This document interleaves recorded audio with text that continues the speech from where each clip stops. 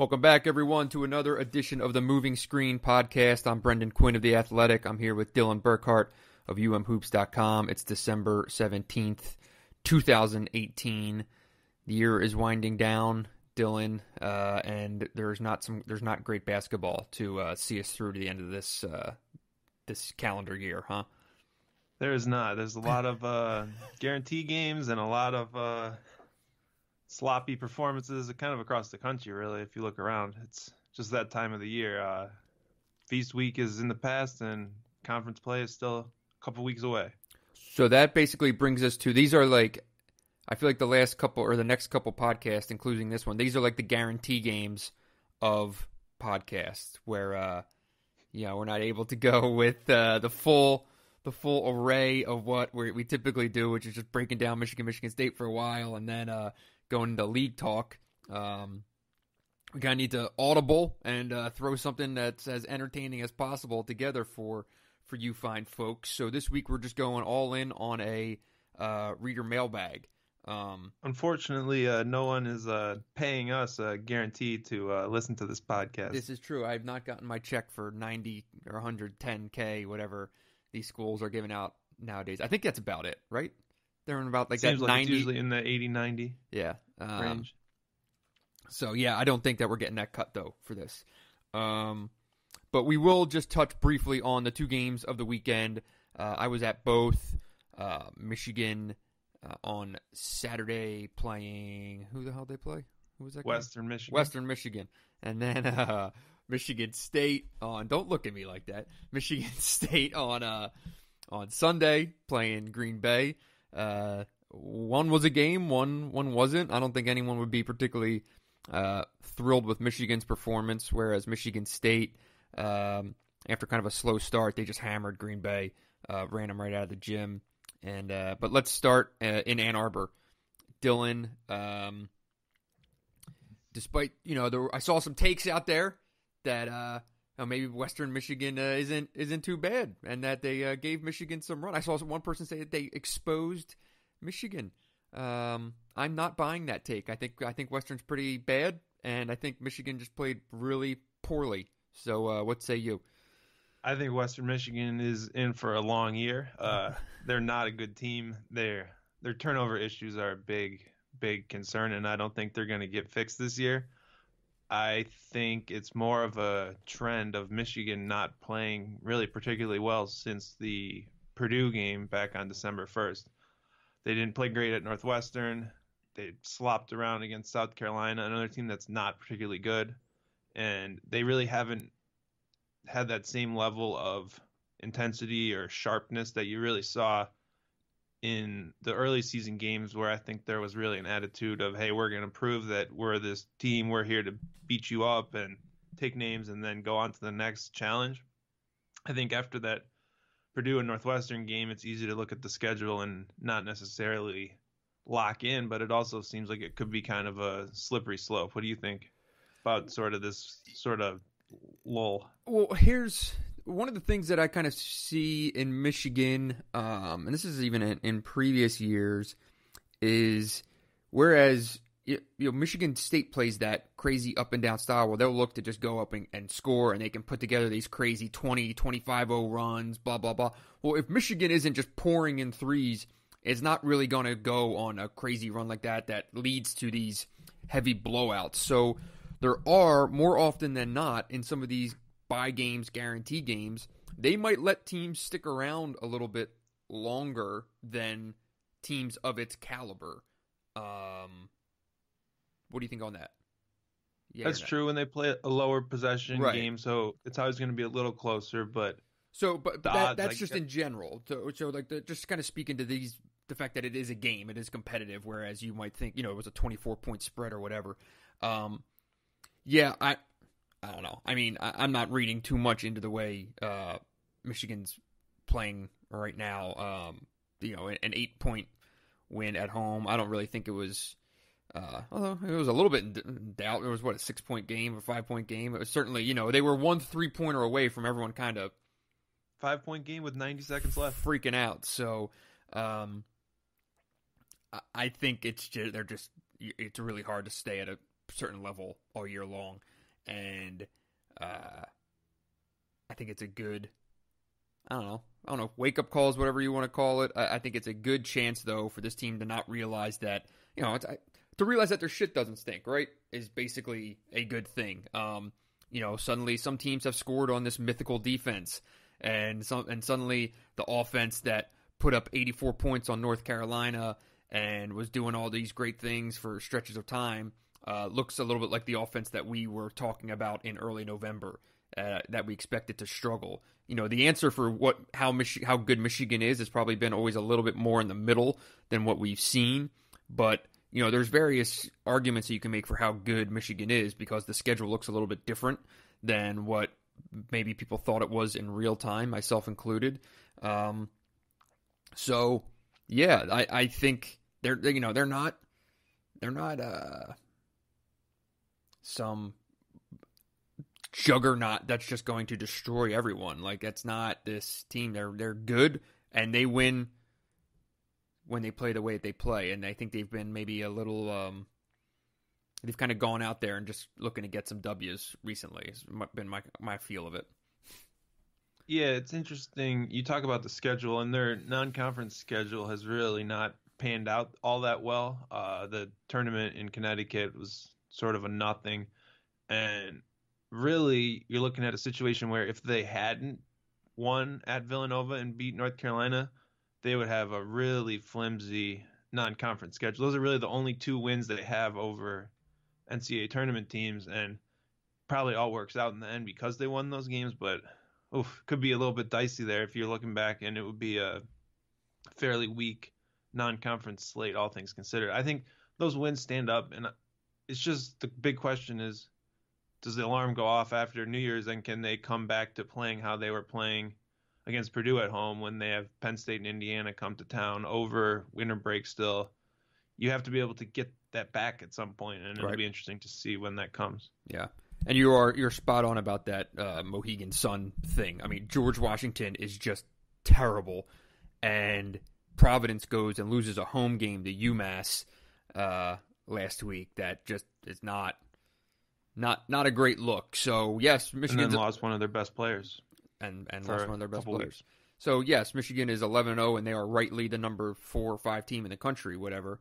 But I think they're just kind of slogging through basically these 3 weeks, and it is very weird and awkward to play one game a week for 3 weeks, and that's the situation that they're in now. The good news for Beeline and this team is that Air Force and Binghamton, I don't know if they can play poorly enough to lose either of those games. They're both pretty bad.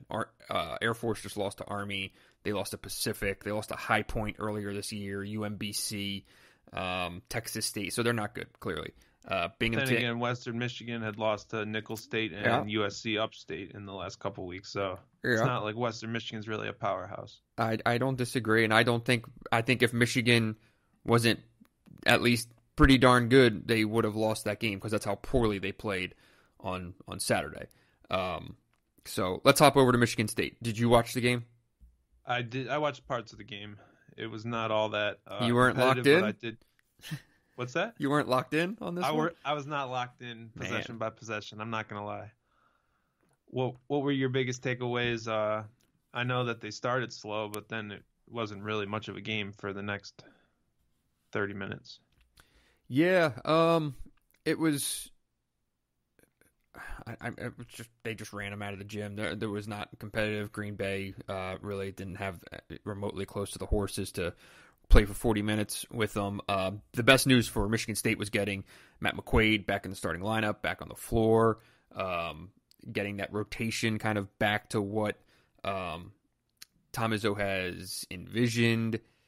Kyle Lawrence going back into a reserve role, which he requested. He spoke with Matt McQuaid. The two of them had a conversation. He told him he wanted to start, and before Tom Izzo could even approach the two of them to talk about that situation, it was already kind of resolved between the two of them that McQuaid was going to go back into the starting lineup, and Aarons was fine with it, and so on they go.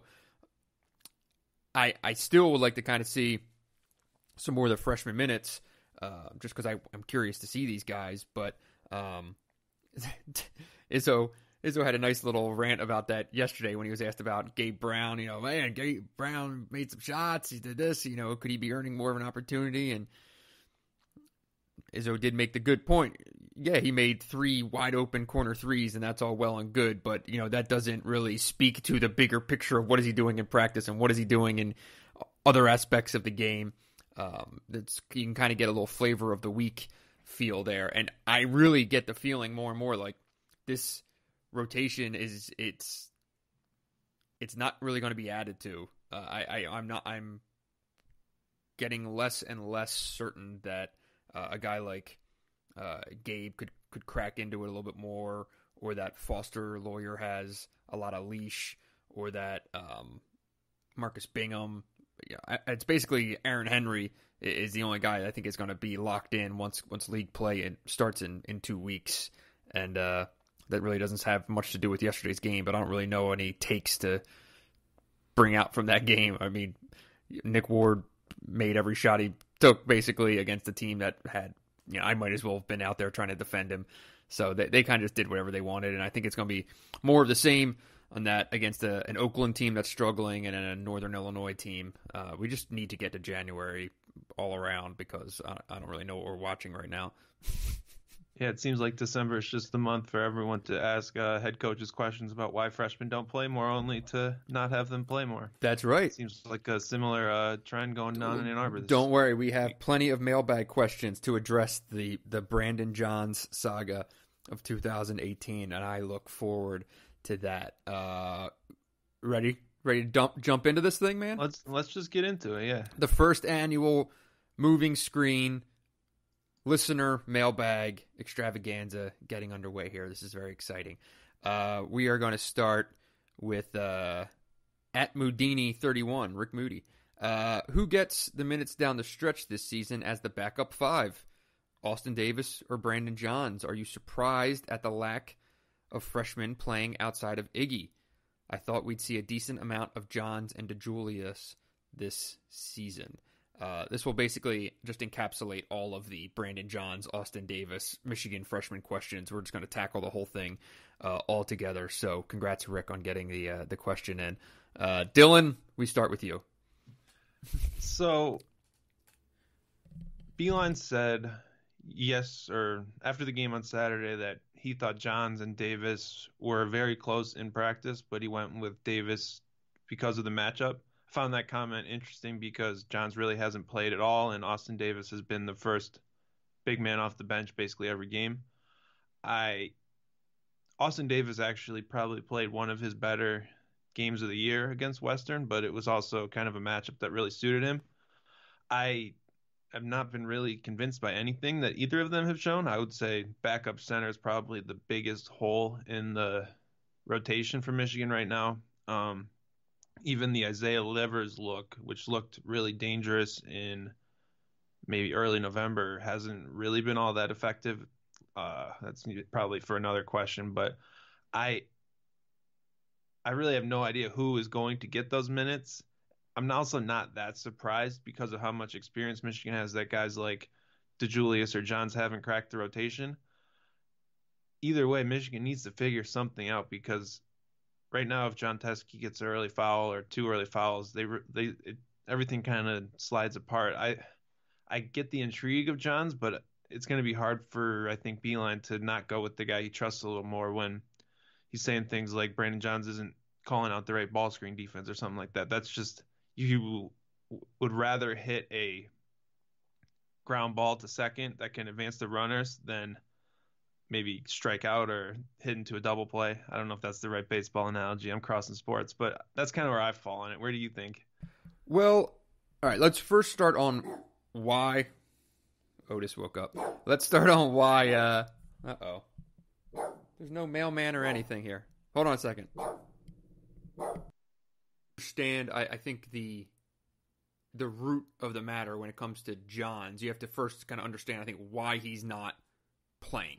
And it starts defensively. When he's at the 5, he gets lost in ball screens, and I think he's unsure of his assignments at times. And against bigger guys, he lacks physicality. While he's a excellent athlete and is long and is a tall guy, there's a difference between just guys who can pound it and guys who can use their bodies and move other bodies, and he's just not there yet. Maybe at some point, but as a freshman in his current capacity, that ain't happening. And then when he's at the 4 spot, if someone's going to get him away from the basket, he is susceptible to being beat off the dribble. He has basically he has really, really tight hips. This has been told to me by other people. And I had a conversation with Brandon about it also after the game in the tunnel, and he talked about it. And basically, once he got to campus and went through all the tests that they put him through, his lateral quickness is an issue. It's a serious issue. So when he's asked to guard a 3 or a 4, or anyone who can go off the bounce and kind of get him out in space, he's in trouble out there. He's uncomfortable with it, and he's going to get beaten off the bounce if you put him in that situation, at least right now. So, where do you put him at the 4? Where do you put him at the 5? For all the raw talent that he has on offense, I think he has just as many questions on defense. So, it's not for lack of wanting him on the floor. I think John, like everyone else, knows that if whatever this team's ceiling is, probably has a place for Brandon Johns in that picture, just because he is so talented. But right now, if he's not ready, he's not going to play him. And John doesn't give you test minutes to go prove yourself in real time. It's never happened. You look at all the bye games that they've played in the past. He's not just putting freshmen out there just to see what happens. He treats these like league games. So I think he'll get some run in the next 2 games, but I don't know about extended minutes or minutes that matter, right? Because there's a difference between playing when you're up by 20 and playing in the first half when it's still a game. Yeah. When you talk about defense, I think it kind of falls into 2 categories. Well, first of all, I would take any talk of Brandon Johns playing the 4 this year and just take it off the table. Yes. Michigan doesn't need depth there. They need the players they have there to play as many minutes as they can. What they do need is a 5, and with Davis and Johns, you basically have a defensive conundrum with either one. Johns he might be slow to laterally to play the 4, but he can probably move a little better laterally than Austin Davis, who has physical concerns in that regard when you're talking about putting him out in pick and rolls, moving him around, stuff like that. What Johns is lacking, and you hit on it at first, is I think just knowing what the hell is going on when he's on the court. And that's a pretty big that's the one thing you basically can't do, right? Like, it's one thing to have someone who gets beat individually if they know what's going on. If the coach is not going to put someone on the court who doesn't know what's going on and isn't making the right reads, especially in the middle of the defense like that, the whole kind of thing starts to fall apart. So I don't know, like, Austin Davis hasn't played well enough to really justify that not giving Johns a chance, but Johns also hasn't obviously earned that chance. So I don't really know what the next step is here for Michigan and what you can really figure out over the next 2 games. Part of what John also alluded to when it comes to the Johns conversation is that I think when practices are going along, Johns has a little bit of trouble maybe keeping up and catching quick changes and catching directions on the fly and things like that. And Beeline's just not going to put you out there unless he is confident that when something is shouted in real time, you are recognizing it. Your assignment. Your job. They're not going to dial everything back for one guy, let alone, a potential backup 5. And that's not saying that they're asking him to do what Mo Wagner did at Sure. the 5. Sure. It's still simple in the sense that it's the base level understanding for him, but it's being able to make those whole adjustments, even if it keeps his role somewhat limited. Give me your over-under for Brandon Johns' minutes against Air Force. Just against Air Force? Let's go with 6.5. Give me your Brandon Johns' average minutes for Big Ten play. Average per game? Yes. 2. Woo! Or low. I don't know. That's low. Where are you? It's, where are you it's going? low. Very low. I would take the over just because I do feel like in February there might just be a little bit more growth there. I mean, we've seen this thing from. Would anyone really be surprised if out of nowhere Brandon Johns emerges in the second week of February as a guy and goes in? Because the first time he goes out there and plays real minutes, he's going to make like 4 threes, have 2 huge dunks. Everyone's going to lose their mind, and it's going to be like, oh, Michigan's got another pro. This is exactly how it happens every single time. Brandon, who also told me that he idolizes DJ Wilson, by the way. I still think that the Isaiah Livers situation plays into this, because I got another question that we could maybe flow into from this, and it was from my message board, and it was asking Isaiah Livers to play multiple positions having a negative impact on his level of play? I don't think so.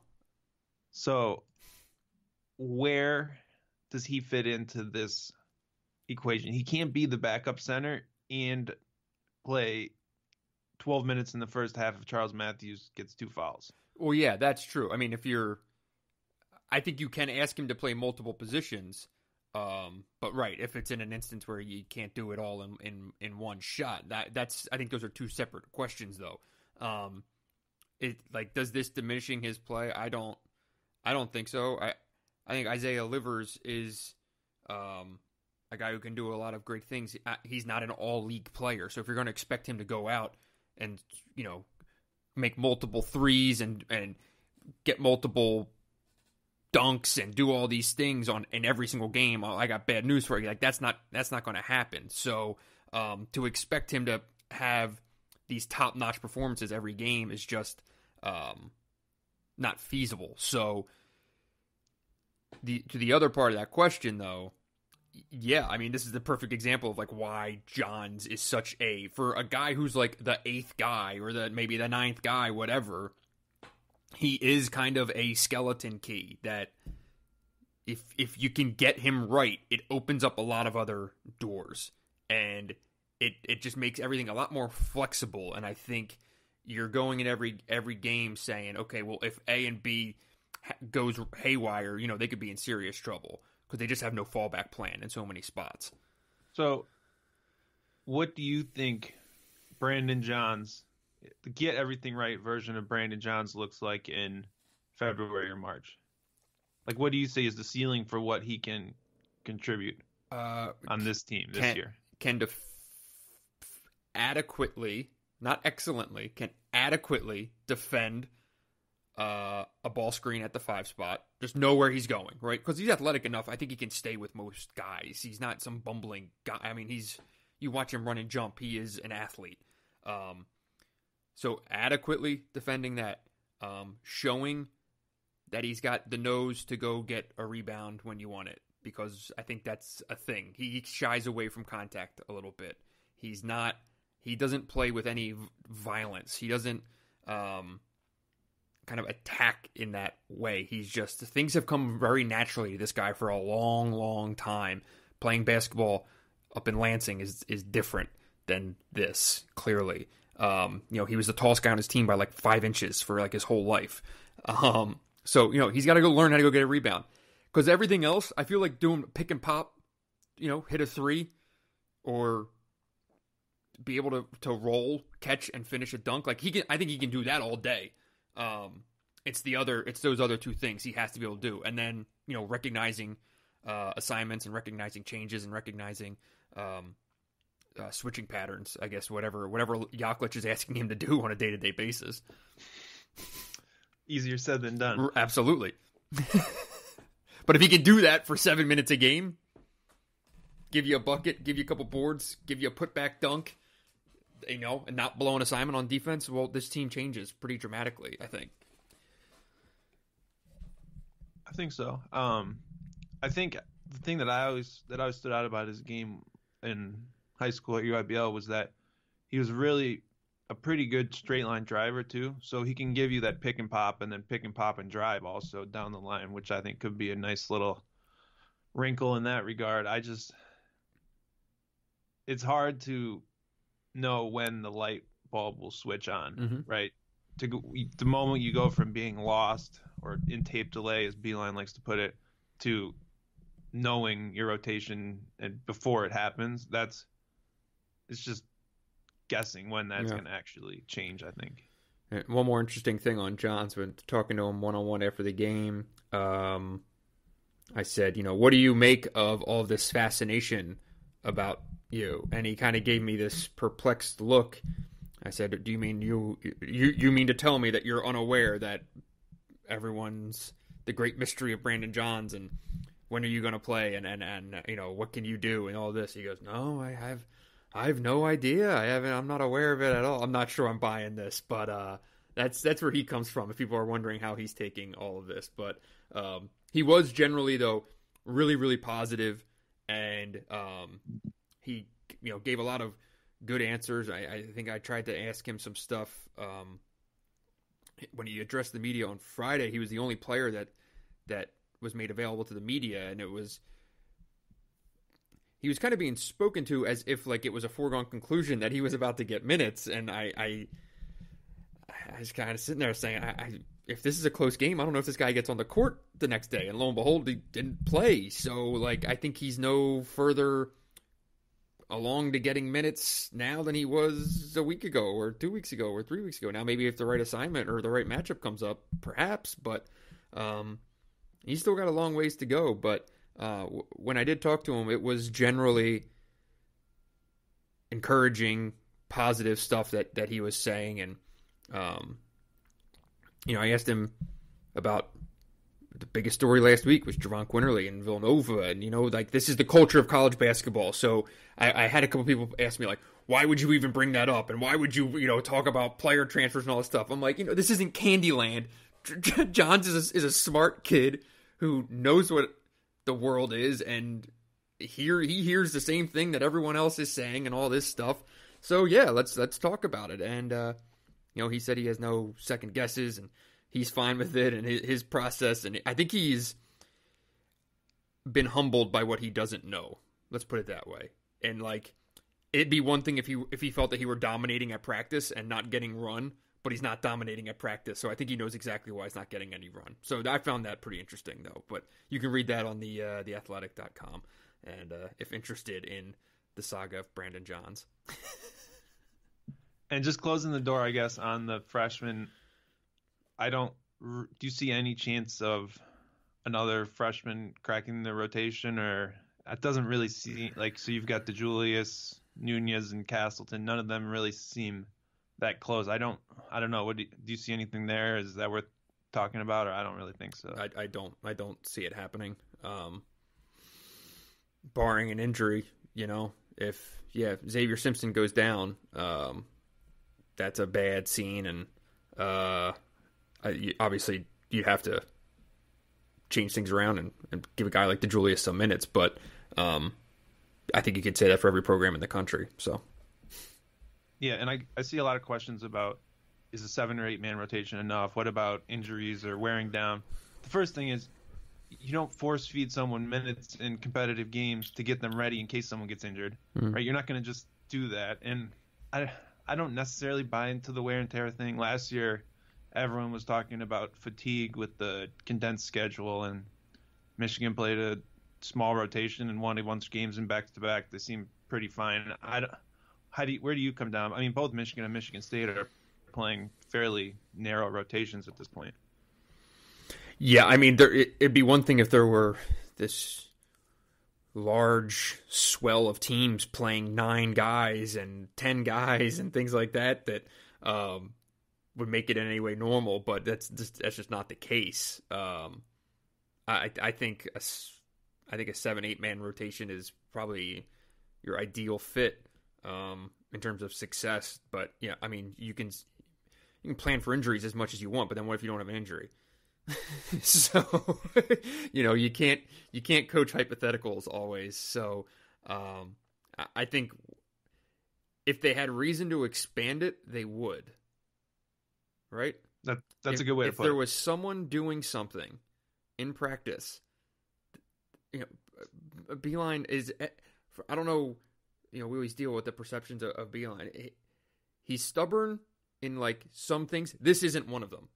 If someone is balling out in practice, he will play him and see what he can do in a game.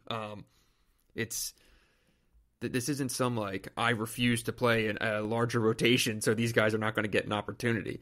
The question that I asked him in the press conference before the game was, what do you do with guys like Muhammad Ali Abdur-Rahman, who didn't do much in practice as a freshman, but then it turned out when you put him in a game, lights come on, he's a different guy. He's a different guy in games. You can't plan for that, but how do you know if a guy isn't that until he gets that opportunity? And John simply said, well, that's pretty much the very rare occasions do you see someone who's not a good practice player who turns into just being a total gamer when the lights come on. But that was Muhammad. There was a recent example of it, so I rolled out that question to see what the response would be. All right, are we good on the Michigan rotation? For the love of God, I think we're good until the next press conference, the next game. Okay.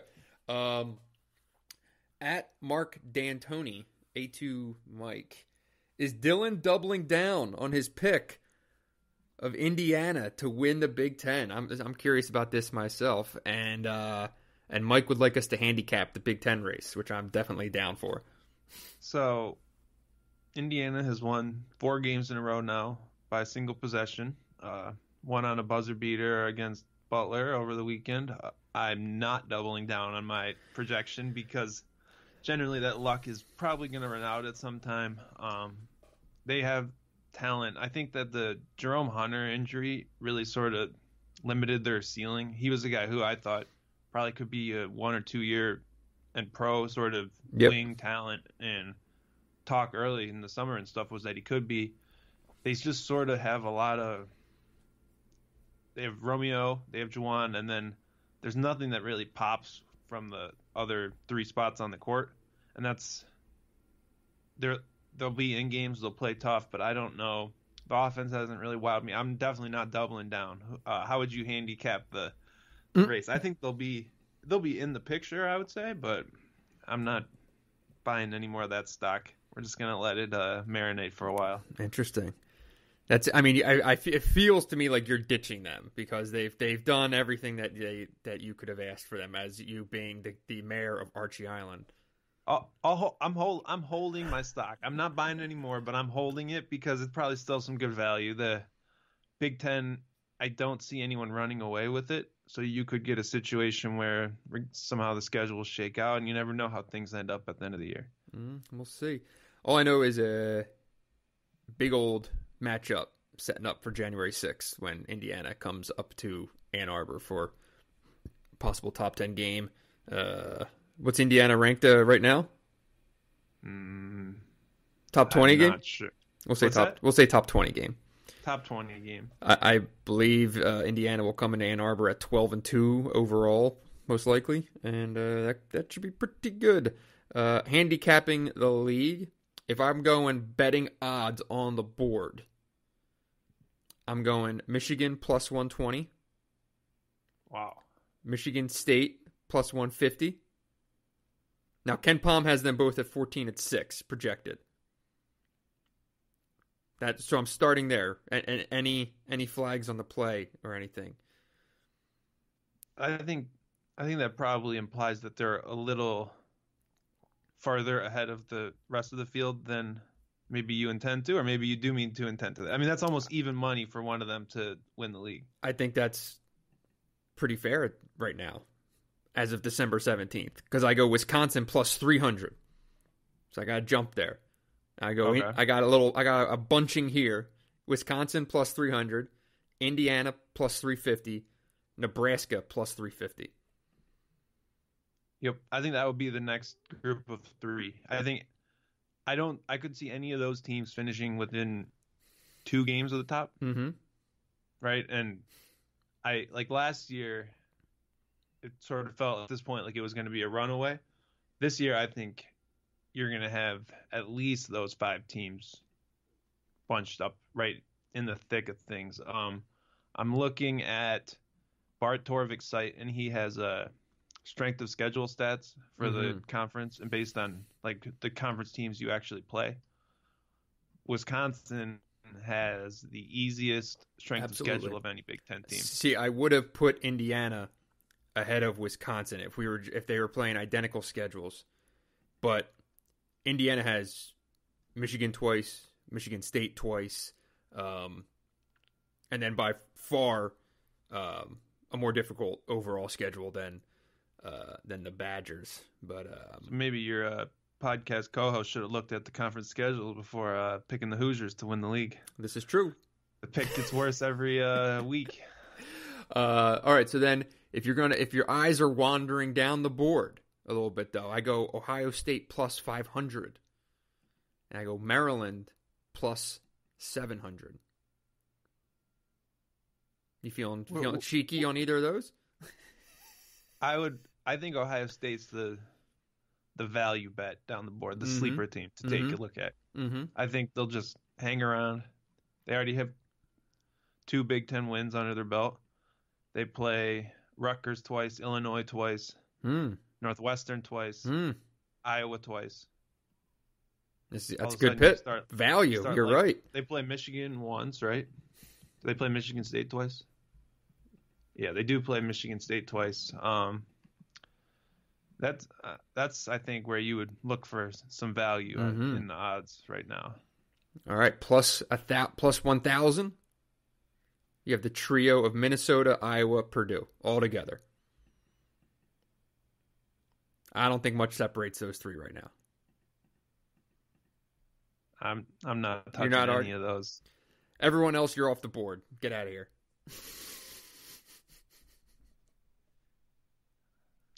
Yeah, that's a good take. Well, the other 4 teams are all already 0-2 in the league, and I'm not exactly expecting any of them to get hot anytime soon.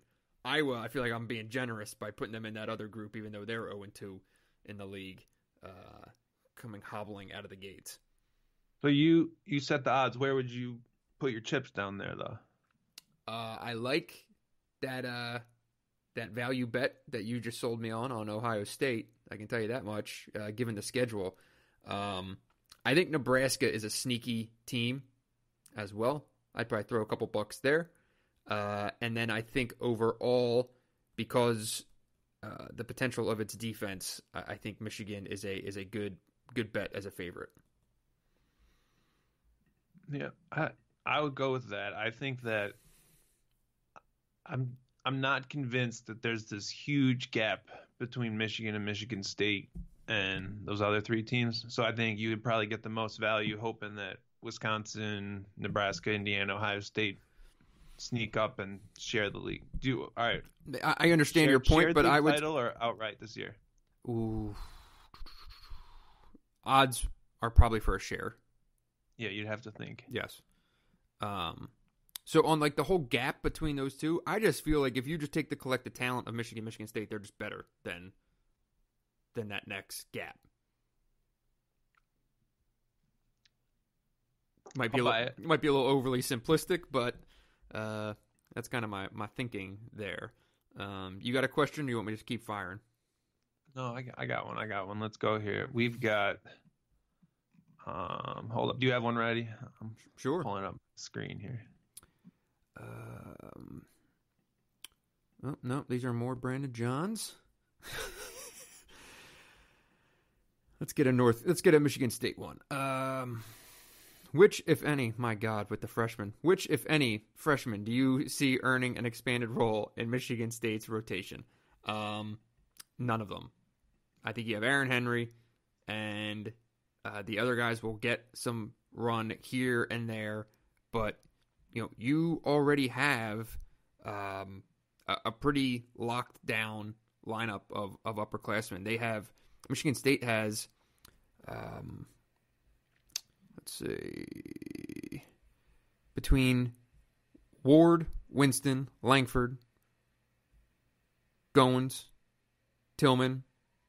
Like, I'm not sure where anyone's breaking it. Like, what's the big gaping hole in Michigan State that I understand why people are saying Brandon Johns has to do this or that for Michigan. I'm not understanding why people are like, where's the freshman that's going to break through for Michigan State? Because what's the hole that needs to be filled? If you had to say the hole, it would probably be sort of an athletic wing player, which is what the hole is really going to be Aaron Henry continuing. The hole is backup. The hole is backup point guard.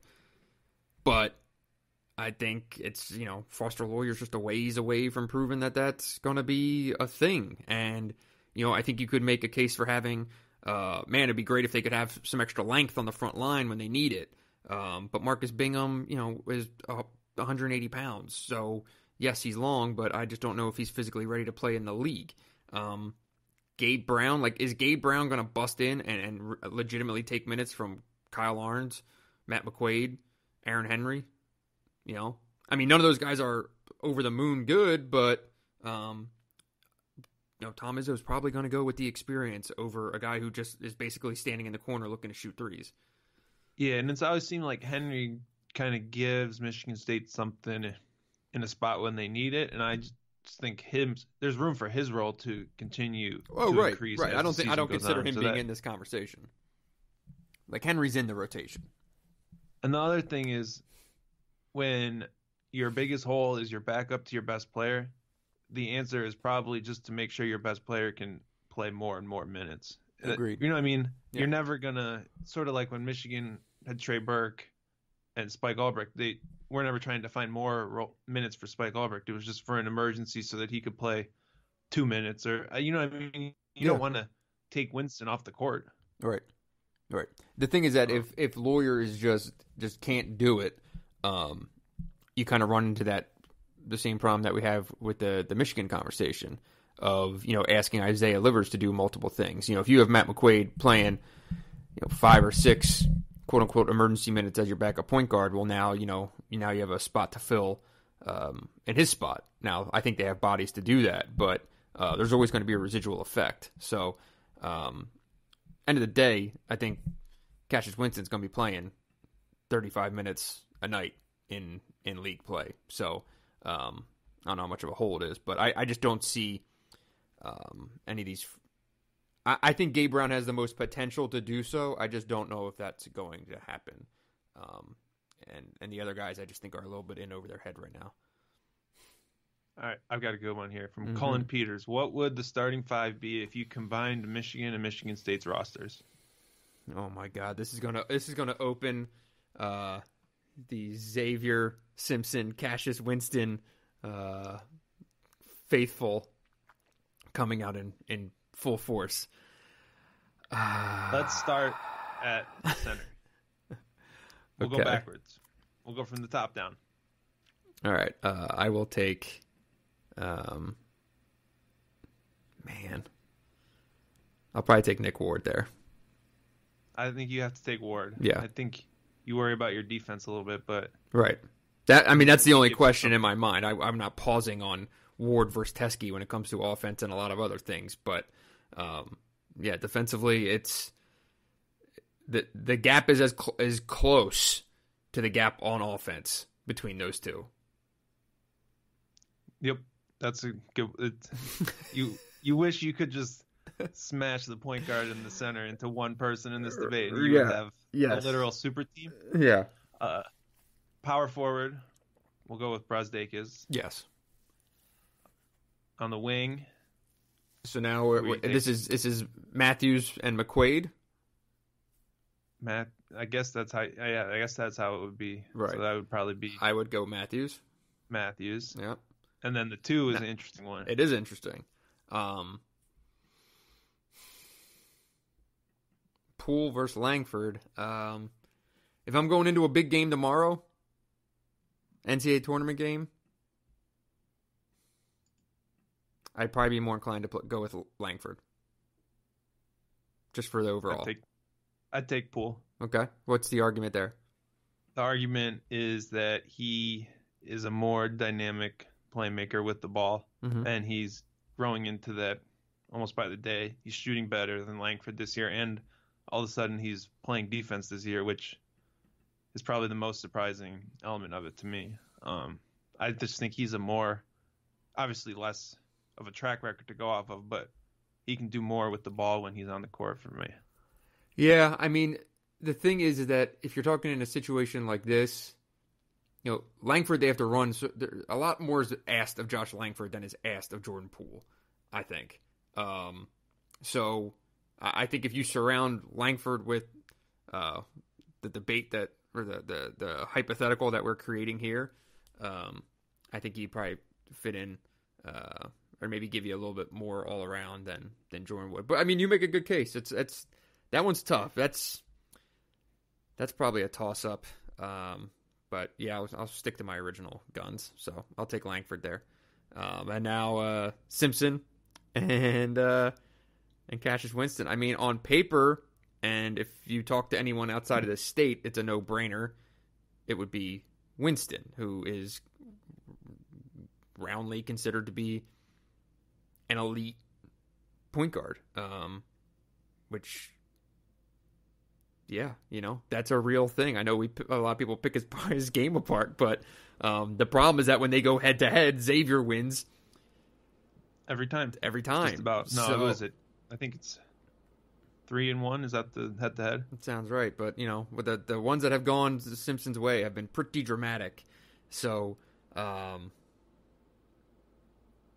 it's tough, but I mean, I'll take Cassius Winston. I'm sorry to the faithful out there who are going to send Xavier to my front door.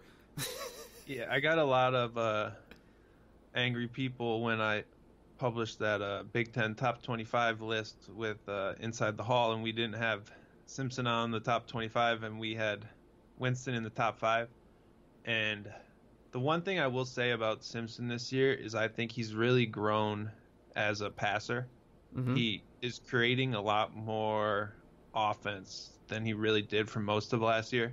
He looks so much more comfortable out of ball screens. I know Beeline referenced his synergy numbers recently, but Michigan is basically lights out when Simpson creates out of a ball screen and finds someone, which is interesting, and I don't know how much of that is the fact that he is passing to guys like Poole and Brasdeikis, who have been really good, but he also has that head-to-head track record going for him in winning that battle, which is hard to discount in this discussion. But the next question, I guess, that would go off of that is, if Michigan State could make a one-for-one player trade, what would the most mutually beneficial trade be for either team? Yeah, so you're gonna make a trade to combine the two to make each team better. What trade would you break out of that? Man, that's a great question. It's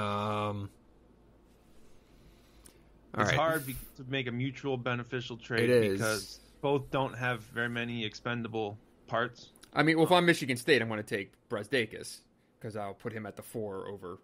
No offense to Kenny, but I think I'll take Ignas Brasdeikis there. I think that's pretty. Am I right or wrong there? Well, you're right, but I don't know if he's on the trading block necessarily. Well, if we're talking about a mutual beneficial deal. Oh, mutual. So this is one way. I thought you could just pick a team off the other, or pick a player off the other. You need to come up with a trade that I see. makes both teams better. Man, okay, so that they have to be agreed upon. So Michigan needs a backup center. Okay. So Michigan I would say if I'm Michigan, I'm gonna eye Xavier Tillman here. I was gonna say the same thing. And if I'm Michigan State, I'm going to ask for. This is the problem when you only play 7 guys. You have to, you're pretty much. You get a backup point guard, but I don't know if I'm doing that deal. I don't know if that's gonna get you Tillman. I would, if I were them, I would try to trade. Maybe, I guess you can't do Tillman for Livers because why would Michigan do that? I don't know if there's an answer to this. What about, here's one, DeJulius for Bingham? Does the other one play for the other team? Oh. That's interesting. Going way down the line. Okay. I think you can make that case. I like that. Colin Castleton will be pissed. So will Foster Lawyer. But, whatever. Yeah, you gotta go with it. Yeah. All right. I'm down with that. I think that's the closest you're going to get because nothing makes sense both ways. Yeah, there's just not enough depth on either roster to really give anyone up. Because originally you think like Livers for Tillman and maybe Michigan gets a Right. backup center, but Michigan loses its entire wing depth that way. Right. And you're trading a guy who plays 3 positions for a guy who plays 1. Mm-hmm. What do you got? Although I would be very curious if the coaches were talking about a point guard swap. Because you're going back to this. I'm just saying, it's been a long, that's been a long running conversation among anyone watching these two teams that Cassius Winston would be a very interesting point guard in John Beilein's offense, while Xavier Simpson would be a very interesting point guard to go with Tom Izzo's disposition and just the way that Michigan State plays. He'd be the potential to be like a legend up there. So, yeah, that's interesting. I'd be quite curious to get each coach in a candid moment and ask them that. You can publish that article on The Athletic in 2035. Yeah. I love those revisionist history stories. Okay. Let's see. College basketball in general. This is from @DoorGunner. What, if anything, will happen due to the FBI investigation and subsequent trial? I only have one brief take on this. You got anything? I have a little bit of a problem. How do you feel about the Mark Few outburst about this?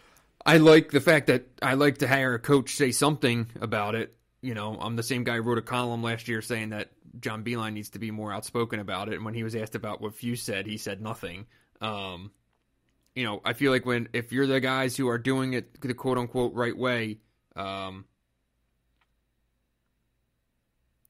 don't like the idea of just hoping that things change or being political about it at this point. Like, I think all it's done. We're done with the civility of acting like the NABC is some righteous organization and that it's only a few outliers. Like, bullshit. You need the guys who are the caretakers of the game to take the mantle of responsibility that comes, I feel like, with not only that role, but the responsibility.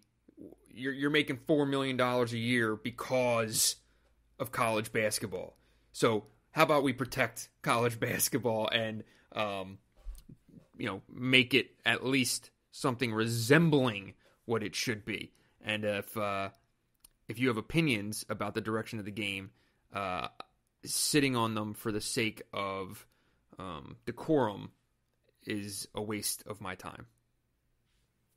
That's fair. Getting back to the original question, what's going to happen? Yeah. Probably nothing. I only see an expanded role for USA basketball and kind of a restructuring of the summer stuff, but... Well, that's happening, and that's a whole mess in its own right. But what happens with a lot of this stuff is someone will be maybe ruled ineligible after the fact, and then who knows what happens. But I can't really see any sort of huge sanctions coming down or anything crazy, and then not before this year when then everyone's going to be gone who was basically implicated in any way, shape, or form. So I don't know that the fact that they're just not going to – they've said publicly that nothing will be done until after the Final Four, which is just sort of whatever, I don't know. I mean, I'm not expecting NCAA compliance to punt on this. They are getting documents, evidence, conversation logs from the FBI. Like, information is swapping hands. The NCAA is not just gathering this stuff for the hell of it. I think there will be some consequences. There will be, the question is going to be the severity of it. Are they going to be handing out show causes, or are they going to be racing wins and stripping scholarships and slapping wrists? Like, it's one thing to say if you are involved in this stuff, you are done in NCAA sanctioned events. That if you want to talk change, like that would be something that would change some things. Do they go that far? I don't know. I don't think anybody can be certain of that. But there will be sanctions that come out of this. And I also do believe that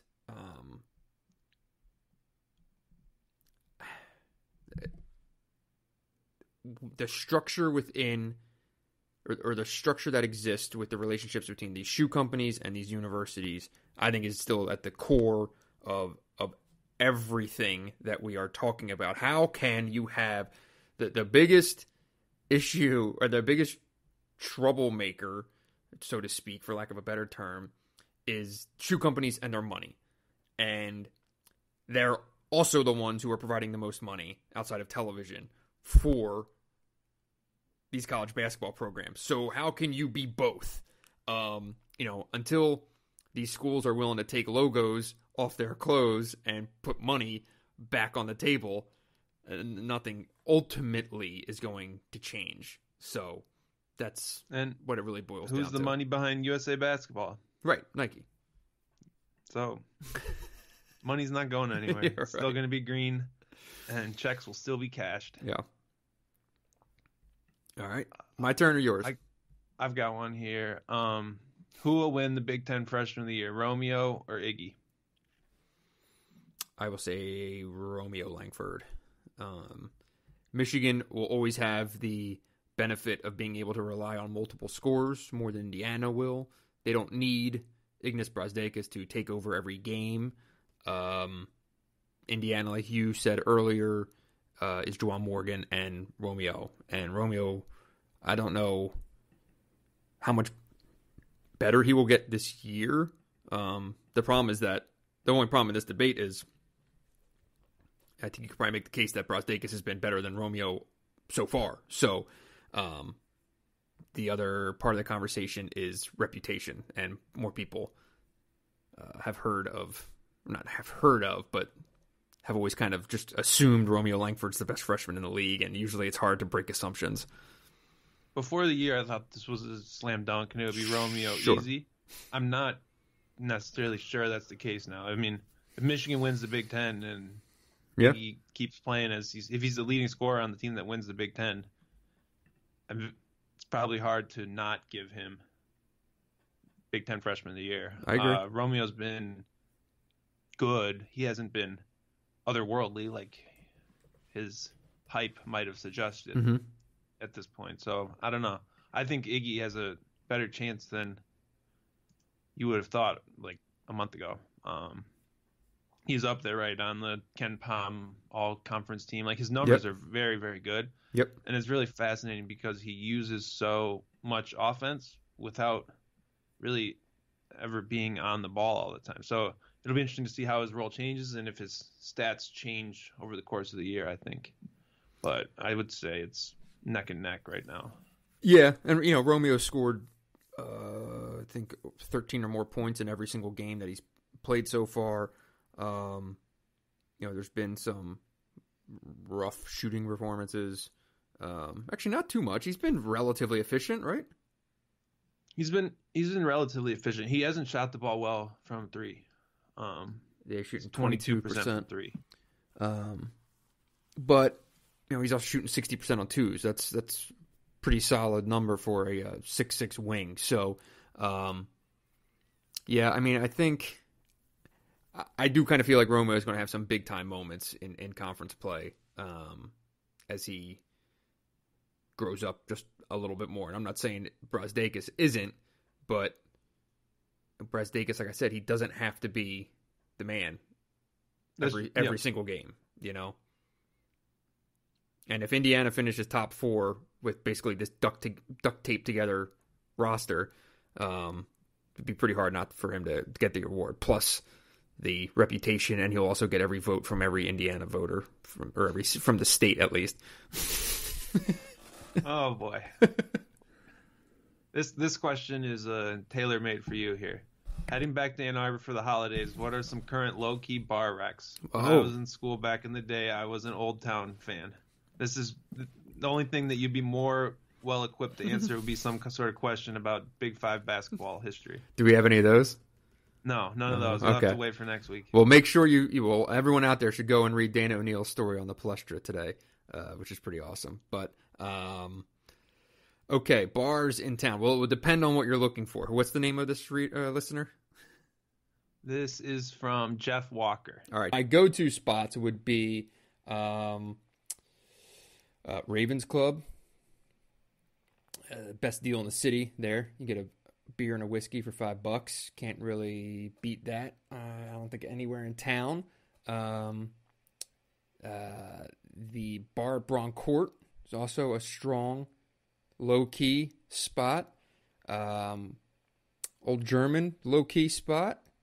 You feel free to keep going to Old Town, though. It's open, and the fine folks there are still serving wonderful, delicious drinks.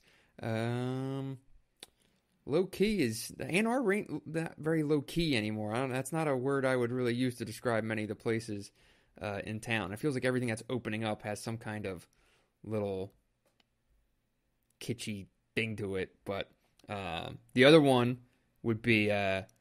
it's not as much a bar as it's a booze tasting room. And that's Ann Arbor Distilling Company. It's just back in it's a walking distance from downtown. But you go taste their samples of everything they're making there. They make gin, vodka, and bourbon on site. And it's all really, really good. And their cocktails are delicious. So I highly recommend that as well. Dylan, do you have any old haunts that you? I think that does it. I think we've been on this topic long enough. I don't go much down on the student side. I don't really cross division. He's got a code. There's some. Don't get me wrong. There's some good stuff down there. I love the Knights down there, and some other good spots. But there's just too many people, man. There's too many young people. I get a little. I feel like I'm gonna drive over someone. These damn kids with their heads down and their phones. It's a nightmare. Everyone's on my lawn. Basketball question here. I can't believe you didn't have one bar recommendation. Yes, I do. 5 best dunkers from both Michigan and Michigan State. Now I can only go from my time here, so I'm starting in 2013 with my ranking. You feel free to go longer than that or whatever you want. All right, we're picking 5. We're picking 5. I'm ranking them. I wrote these up earlier, so while you're thinking, I'll rattle mine off. All right, let's. For Michigan, you just tell me if you disagree. For Michigan, number 1, I go Aubrey Dawkins. Aubrey Dawkins was the best missed dunker. Whatever, man. He got up. I feel like that was his highlight misses were his thing. Number 2, I go Glenn Robinson. Okay. Number 3, I go Charles Matthews. Okay. See, now, like, I missed Tim Hardaway, but I assume Tim Hardaway would be right here. But he left the year that I got here. So of the guys that I've covered, I have DJ Wilson at 4th. Okay. And then at 5, I go off the grid. I go Sean Lonergan. Anyone who watched pregame warmups knows Sean Lonergan had serious hops and serious above the rim game. Underrated dunker Sean Lonergan. So you gotta throw it all the way back for number 1 on the list. It's to Brent Petway. Okay. That's the Tommy Amaker era throwback, but he's got to be first. Okay. And then I would take Glenn over Aubrey.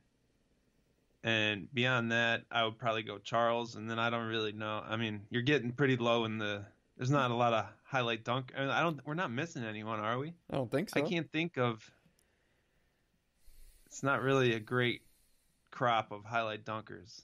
But Petway, Robinson, Matthews. That's what I'm taking. Lonergan. It's my top 3. Lonergan. We'll give you Lonergan. All right, Michigan State. Number 1, obviously, Miles Bridges. I put Adrian Payne at 2. I put Brandon Dawson at 3. Now, again, this is just my error here, so and this is getting tough after that. Gavin Schilling had some sneaky hops and was a pretty decent dunker. I'm not sure of anyone that I'm missing. When Tum Tum got up, he could put him down a little bit, but I think Miles Bridges basically made up for everyone because he was that good. Bridges is for sure up there. I'm trying to think of any good. Obviously, you would go back to Jason Richardson. Darrell Summers maybe a little bit. Mm-hmm. He could get up. I'm trying to think back. Shannon Brown. Mm-hmm. He could get up, but I think that if we were gonna put together a dunk contest with just a few of these guys, it would be Bridges, Robinson, Petway. Like, just give me those three. I think. Okay. I mean, Robinson, he already has the NBA slam dunk crown, so we got to give him a little. Yeah, I probably should have putting Dawkins ahead of Robinson was probably a very poor take. All right, we'll move on. We can flip those, and don't sleep on Gabe Brown. He can put him down on it. He'll show you something at some point. All right. I've got one here. Matthews has made 9. This is from Hoops fan on my message board. Uh-huh. Matthews has made 9 of his last 18 threes, up to 33% on the year. Shooter. And other than 0 of 5 start, he's 67% at the free throw line since then. Can Michigan feel comfortable thinking of him as a not great but decent shooter? I think that's how you went into the season, and I think that's how it stands right now. Yeah, I pulled some numbers in an article I wrote today, and he is shooting, I think, better than 40% on catch and shoot threes, and he's 1 of 10 on off the dribble threes. So I think it really comes down to what shots he is taking within the flow of the offense. He hasn't really been playing out of ball screens as much, which means he's taking better shots off the catch, which he is probably more equipped to. I still don't think anyone's particularly confident when he's at the free throw line, though, even if he's been better there. He had 11 free throws on Saturday, which is something, but and also missed 5. And again, a team. I'm sure Hawkins is a good coach. I'm sure Michigan's gone against a number of good coaches. Why these teams are not starting to foul Michigan with 3 minutes to go remains a bit of a mystery. I have a thought on this. If you were playing against Michigan in the first or second half, would you intentionally foul Xavier Simpson in the 1-on-1? Yes. 100%. No Without one has a doubt. done it. I would do it. I would do it to a number of players. I would certainly do it to Charles Matthews as well. They've pretty much in every game they've gone on a monster run at the end of the first half. So certainly, I would do it then. And in end of game situations, whoever has the ball, because there's something. It's also like if one guy starts missing them for Michigan, it absolutely starts to spread through the team. But if Teskey's out there, I'm fouling him. Matthews out there, I'm fouling him. Xavier, same thing. Basically, the only guys I'm avoiding are probably Poole, Livers. Brazdakis. Yeah, Brazdakis is what? He's about he's like 75%, right? Something like that. 77. Yeah. On good volume. So, if it's not those three, I'm fouling.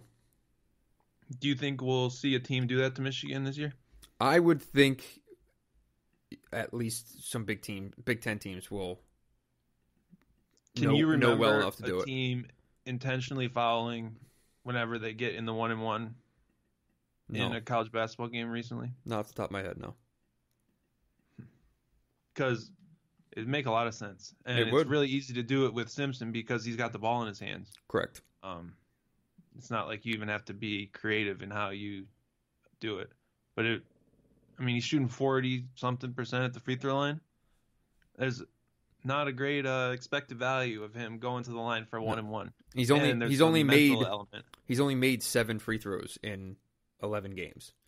And you're right. I mean, it would really weigh. It really weighs on his mind, and you can tell that that's the case. By the way, unrelated, but related to our last conversation.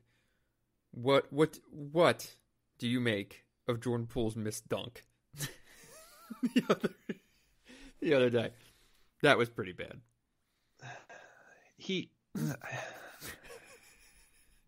I don't know. So he's not making our list of top dunkers. He's not on the top dunker list. No, he had that highlight dunk. He a couple, did. He went right down the Maryland. heart of the lane. Oh, he did it against Maryland, and then he had one the Purdue game, and we split right down the heart of the defense. He cocked back and put one down. But that was rough. That was a rough go of it. I've seen some bad missed dunks. That one was up there, and I'm sorry if Jordan's a listener, but that was pretty funny. I at least got a laugh out of it. So, all right. What else do we got? Good recruiting question for you, sir. How many recruits is Michigan going to take in 2020? Also, who do you think those recruits might be? Besides Zeb, who is in the class already? Exclamation point. So let me pull out my crystal ball and see the future. Shake it up. It's really early for 2020.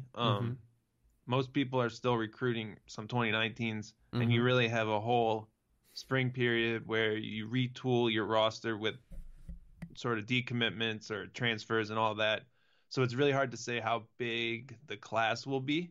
I think Michigan clearly wanted to get a guard who could play on or off the ball, and went and got that now. And now they can kind of sit back and play the board, so to speak, focus on high level kids that they can afford to wait on. They're not going to be rushing for commitments right now because these kids are just in their junior year. You would think they take at least 2 more in the class, maybe 3 more, but right now they're just looking at a bunch of names.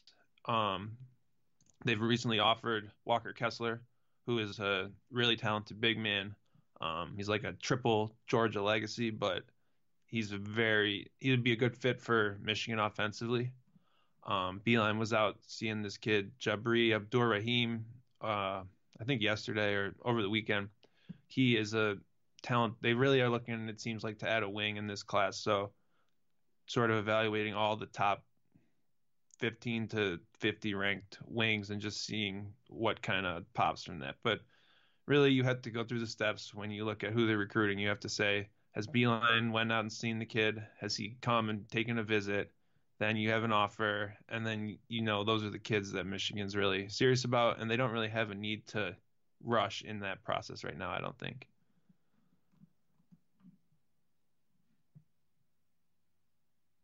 When you look at that 2021 roster, you look at the number of openings. Right now, in theory, there would be 1. But you have to remember, Austin Davis there will be a... What?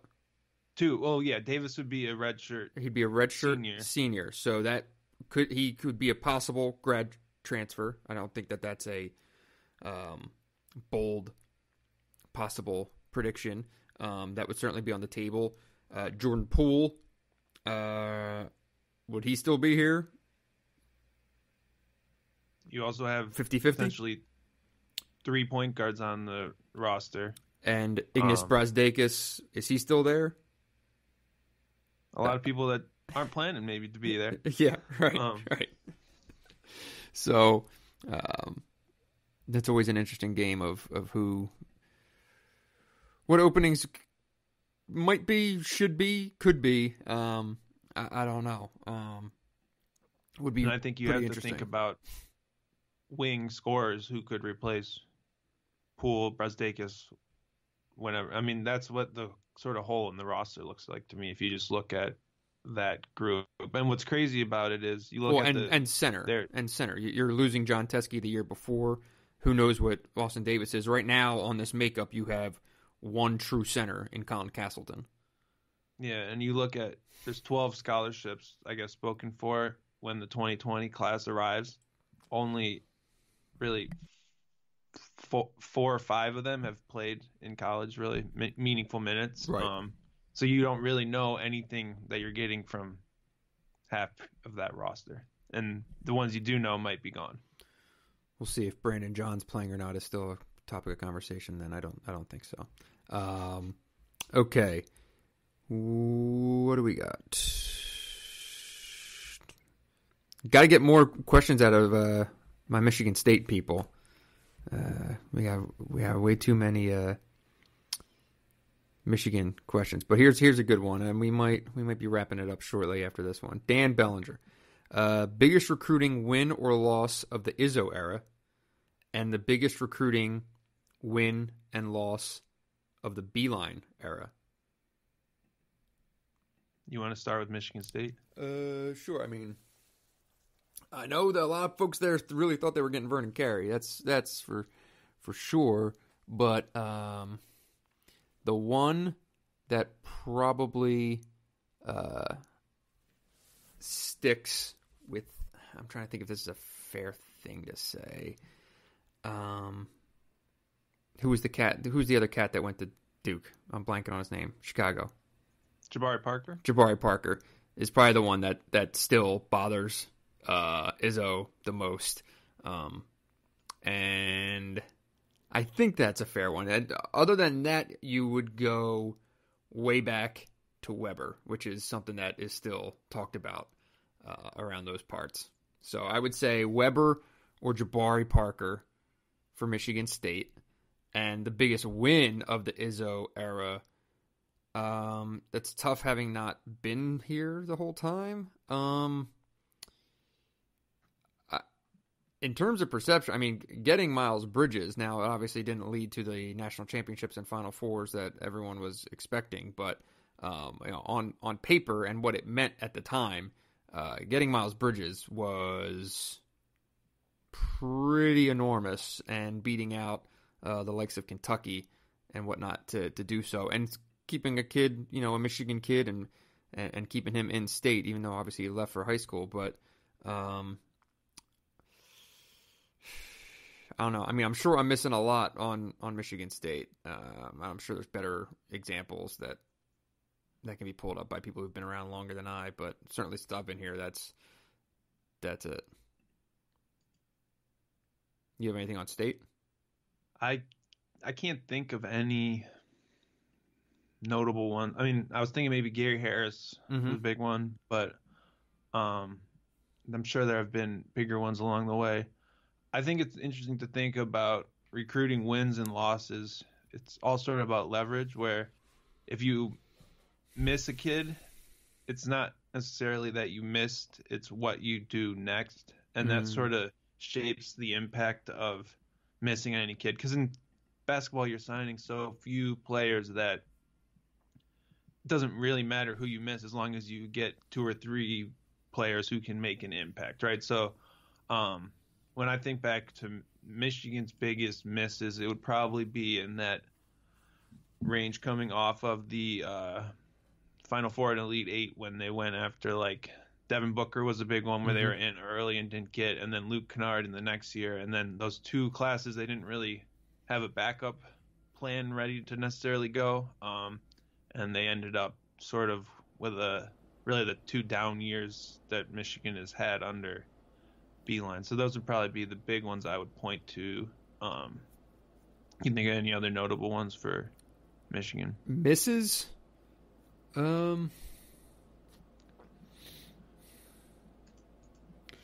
Yeah, I mean, Kennard definitely stung, because if you got one of those guys, it would have helped bridge that gap there between kind of the 2 eras of Beeline success here in the last 7 whatever years. There was that little gulf in the middle there where if you get, a guy like Kennard, you probably get through that a little better. Tyus Battle, or that's yeah. sort of I mean, Tyus Battle could there. Potentially still be at Michigan. He's still at Syracuse, so that would certainly make this team look pretty interesting. But then who would they not have gotten? Do you remember who that scholarship ended up going to?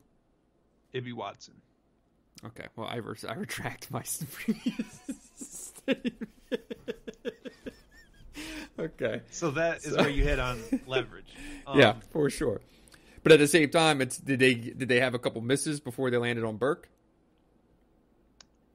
Trey Burke was more of almost like a Xavier Simpson situation where Michigan was holding out hope for Kevin Pangos, and then Benji Burke applied some pressure, and Michigan ended up taking Trey Burke. Yeah.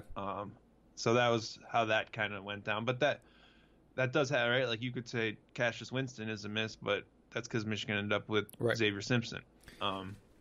So that's where they came up with another plan that worked out more effectively. Okay, You so could argue. I have a couple takes on the wins.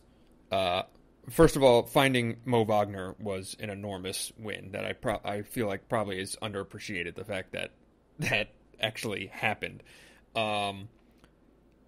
Here's one. So Mitch McGary's career is obviously seen as underwhelming or disappointing, or whatever word people might want to use. But does Michigan go to the Final Four if they don't win that recruiting battle that year? No, and that's also the highest profile Right. recruiting And battle like, that so I'm just Beeline's saying, won. even forget the stars, forget, the fact that Duke was recruiting him and all that stuff. It's just for those 5 games to get them to the national championship game, which obviously completely changed the narrative around Beeline and the narrative around the program and the whole trajectory of the entire thing. For those 5 games, if they didn't win that one recruiting battle, Michigan doesn't, a lot of this might not have ever happened. So, you can make a case, though, that even though Mitch McGary, it's kind of unfortunate the way that things turned out, but for the those 5 games of the whatever it ended up being 40, I think like 46 games he actually played in college, made an enormous impact. The fact that he was there to make that happen. Yeah, without a doubt. That would probably be the recruiting win. Mm-hmm. In terms of going up against blue blood programs and land. I mean, when he committed, he was top 3 or 4 in the country. Right. Ended up being top 20 or whatever, right? Yeah. And on that note, Max Moret. Can Beeline land that 5-star recruit, or maybe 2, to go along with his ability to develop 3 4-star guys better than anyone and enter the Coach K, Self, Williams, Wright top 5 program category? Oh, everything that's old is new again, Dylan. I think it's really funny to list those coaches in that way because they all kind of do it differently. Absolutely. And I think that some of the success that Beeline and Jay Wright have had in recent history is really kind of speaks to the way that you can build a program in this era that sometimes works out a little more effectively. I don't think anytime Beeline's going to go out there and start winning head-to-head battles with Duke because no one wins head-to-head recruiting battles with Duke. But I also don't know. Seems like less and less the one and done is really what matters at the end of the year. So I think you have seen an uptick in Michigan's recruiting, but they're also still doing it their way and taking guys that they see as a fit. So I don't know. And the Villanova situation is really interesting with Javon Quinterly, who's a guy who was probably a little higher profile than most people they recruit. They went out and got, and it's sort of turned into a bit of a train wreck. And it makes you kind of think about how important some of that evaluation process that some programs do is really has an impact on the bottom line. I just find it very interesting that this is still like a conversation. It's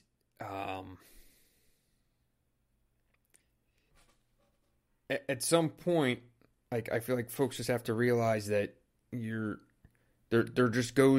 so much more that goes into it than just assembling as much talent as possible. Recruiting for fit, recruiting for culture, recruiting for skill sets,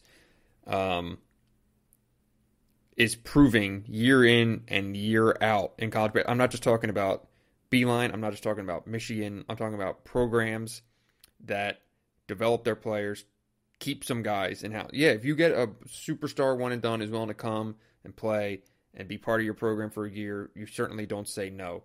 The investment, though, in time to churn these guys out with and have to go through the headache and the bullshit that comes with not only recruiting them, but then also having them on campus for an entire half a year, essentially. and then only to rebuild at the end of that year.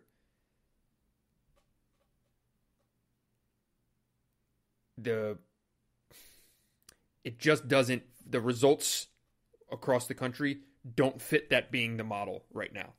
And it's great that Duke and Kentucky can compile these guys and go roll them out. And I know Duke right now looks like the world beaters, but would anyone be stunned if a Michigan or a Gonzaga or someone like that knocked them out of the NCAA tournament? Because when it comes down to the last 10 minutes of an NCAA tournament game, Zion Williamson and RJ Barrett and Cam Reddish, who are awesome, and they're going to be great NBA players, but they've still never played an NCAA tournament game in their life. Like, if I'm a coach and when it comes to producing year over year, this is the safer play. If you can get a guy here and there, great. But you're better off recruiting to what you do and finding the guys that fit and that you can actually build with and run with. And I think it's important, like, the Mitch McGary example, though, says everything, right? Like, if you have a foundation and you can add one of those pieces, you can add a Iggy Brasdeikis to a Xavier Simpson, Charles. You already have this experienced core. You can add a Jaren Jackson next to what you already have. There's still a pretty big upside, right? Like, you have to go chase. The problem is there's just so few. There's so few top players to begin with, and then you take the ones that'll actually be a fit for your program and what you want to do. Right. And then those kids are also going to be attracted to schools that are very enticing for a lot of the same reasons as your program. And that's just, it's an uphill battle. What's worth your while? Because when you're recruiting these guys, it takes such a level of time and energy and effort. You don't just recruit them and have them come and that's the end of the story. Like, there's a whole hell of a lot other things going on. Some that are illicit and some that are, when Nick and I would always get this question on the old podcast, like the thing that we would always come back to is like, okay, you got 30 of these guys, right? So let's say academically 25 of those guys can get into Michigan. And of those 25, let's say 15, maybe, at least, are going to come with extra weight. So, there's shoe guys, there's handlers, there's money, there's stuff, right? Okay, so now we're down to like 8, 6, 8 of these guys who you don't have to pay, you don't have to go jump through a million bullshit hoops. You don't have to do all this stuff. You can just straight up recruit them. Okay, well, that's great. So now there's a handful of guys, and you're going against the finest programs in the country to get those guys. So even if you are in it, it's a 15% chance that you can actually get the kid. Is that worth the time, energy, and effort that it's going to put into recruiting that guy? Sometimes, yes.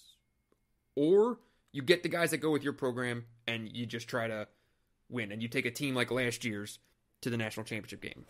Or you spend all that time from the time they're 15 and you build that relationship, and then Kentucky or Duke comes in and 2 years later, after you've already probably exhausted some other efforts, and then you're out of the picture, right? There's nothing much you can really do in that sense. I'm just saying it'd be one thing if you felt like Michigan's recruiting was holding it back right now, but it's clearly you might want to just stick with what works. And yeah, you could argue that they went after too many of those kids. Absolutely. That was the draw. In those times that we were talking about. Yes. And now they've done a better job of prioritizing Zev Jackson early, right? Like something like that. Totally agree. Okay. You got anything else? I think that's probably good. We probably went pretty long. Probably went over.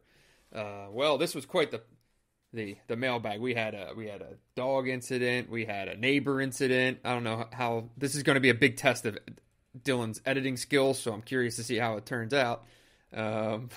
Hopefully you all enjoyed it, and we want to ask everyone to subscribe, right, Dylan?